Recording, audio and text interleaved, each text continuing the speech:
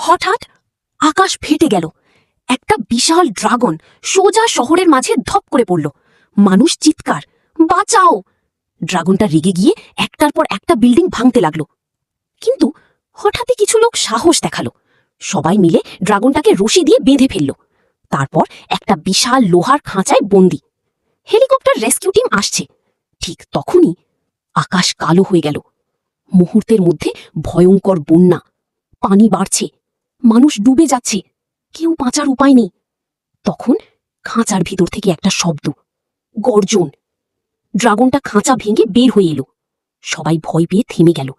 কিন্তু সে আক্রমণ করল না, বরং একজন একজন করে মানুষদের নিজের পিঠে তুলে নিতে লাগলো।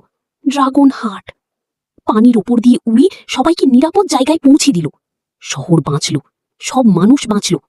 কিন্তু শেষে দেখা গেল ড্রাগনটা একা বসে কাঁদছে, কারণ এত কিছু করার পরেও কেউ তাকে লাইক দেয়নি, কেউ সাবস্ক্রাইবও করেনি।